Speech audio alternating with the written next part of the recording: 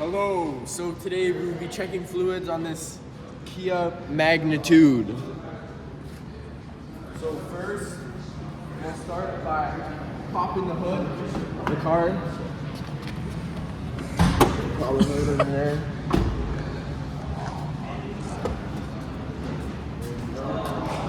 Come down here, lift it up a bit. See the hood latch right there? Pull the hood latch up. Usually there will be a hood stand that you need to pull up to put over here, but this one comes equipped with a hood stand. So first things first, we'll check the engine oil.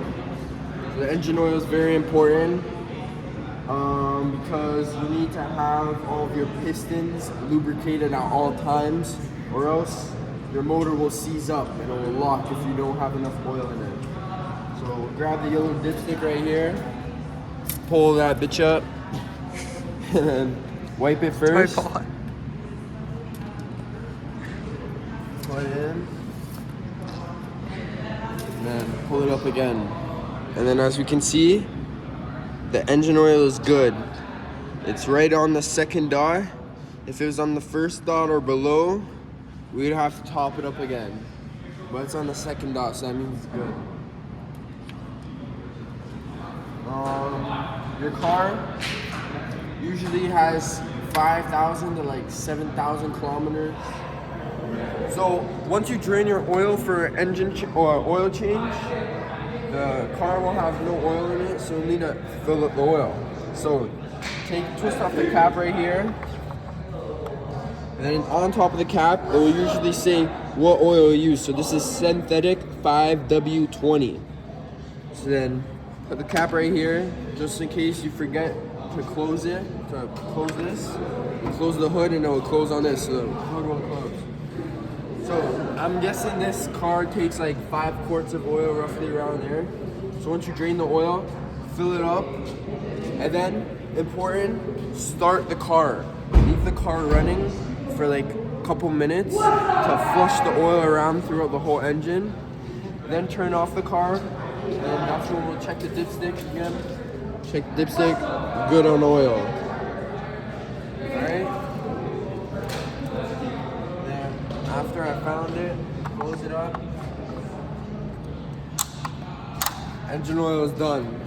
Now we'll be moving on to coolant. Coolant is a very important liquid in the car. Very important. What can I say? It cools down the engine. If you don't have coolant, your engine's gonna overheat, causing your cylinders to expand, basically ruining your whole motor, blowing it up. So for checking coolant, you'll need a light. See this capsule right here? We'll twist this off. As you can see, it's in there. So look, we'll shine the light in there to get it bright. Come down here. See this F right here? F is full, L is low. As you can see, our coolant level down all the way at the bottom right there where that green is way below low. So this car needs coolant. You cannot drive this car or else the engine will be messed up. So for filling up coolant, very important, you take this off. Make sure when you take it off, it says on it, only take off when the car is not running or it's not hot. So as you can see, car's not running, engine's cold. You can pull this thing off, spring, put it in there so you don't lose it. Look inside in there, it's coolant. So this connects to the radiator, which is right here, and then travels through these hoses into the engine, cooling all of the engine. So right now we have no coolant. So what we need to do is we'll need to grab a piece similar to this that connects to a funnel. We'll fill up the funnel with coolant, and then we'll turn on the car and leave it running so that the coolant can flush throughout the whole engine. Coolant consists of 2 things, antifreeze and water. So down here, we need the antifreeze because we live in Canada, it gets cold. If we were to just run this with water, like how they do up in Florida and all the warm weathers, they just pour this with water and it cools down the whole engine. But we need antifreeze because if you're driving around in the winter and you let your car sit, the water's gonna freeze. It's gonna freeze in your engine, right? So we need that anti-seize to stop the water or the liquid from freezing. You can either buy like anti-seize alone and then fill it 50-50 with water, or you can buy a jug that comes 50-50 with anti-seize and water. Steering fluid, which is right here. So power steering fluid is another important fluid. If you don't have power steering fluid, you're gonna try turning the wheel and it's gonna be like super stiff, super hard. You know, you're gonna need to put all your muscle into that. It's like when the car's not running and you try turning your wheel. If you try turning your wheel when the car's off, it's very hard because there's no power steering fluid flushing through, right? So power steering fluid is important. So look, come down here, we can see the max level. I don't know if you guys can see that max level right there, right? So there's a line right here, it says max, and then there's a line at the bottom right here, and it says minimum. So as you can see right now, we have enough fluid. The fluid is just on the line of max. So after you fill up the power steering fluid and it gets to max, the fluid will then travel through this hose, through this power steering pump right here, which is the wheel. So once the car's on, this pump's always spinning, which is pushing the power steering fluid. Next, we will move on to windshield washer because it's right beside it. So the windshield washer should have a blue cap, or you'll see this is washer only right there. So bust it open.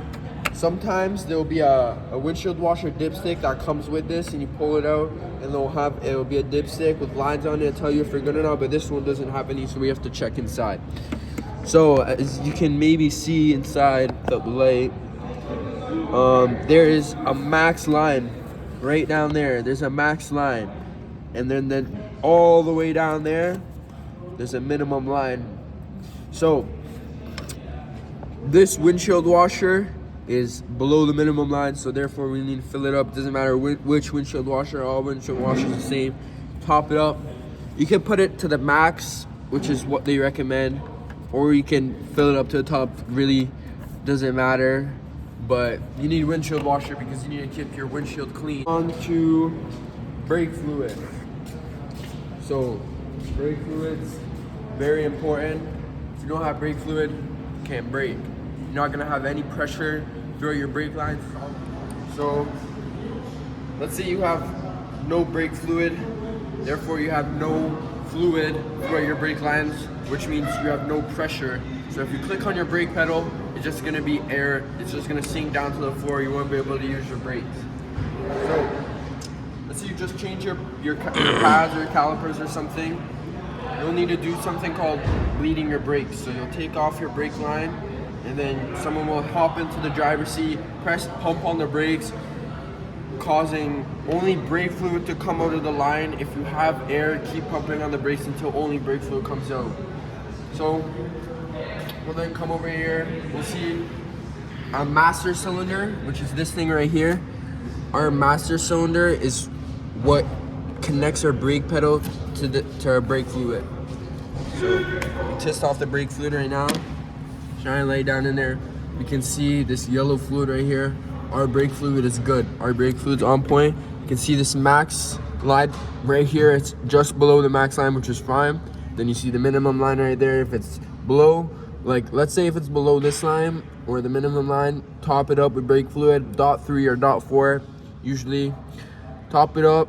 So now we'll move on to transmission fluid, which is also very important. All these fluids are important. You need fluids to run your car, or else, you know, the car's not gonna run. So for transmission fluid, you can see down here, below this engine, right here, is our transmission. And our transmission is very important for us to switch gears, right? So we need fluid to switch gears so that our gears are always lubed up, you know? There's specific types of transmission oil. There's manual transmission, there's like 10W30 transmission oil, there's tons of it, right? So right here we have the red transmission fluid. So what you'll do, shine the light right there, you'll see on this second line right here, that will tell you if it's good or not. As you can see, the transmission is filled up, it's good. See, it's red right there. This is red transmission oil. It's automatic transmission. So yeah, so that's how you check it. So let's say your transmission fluid is low. It's below the first line right there. How you'll need to fill it from that hole right there where I unplugged it.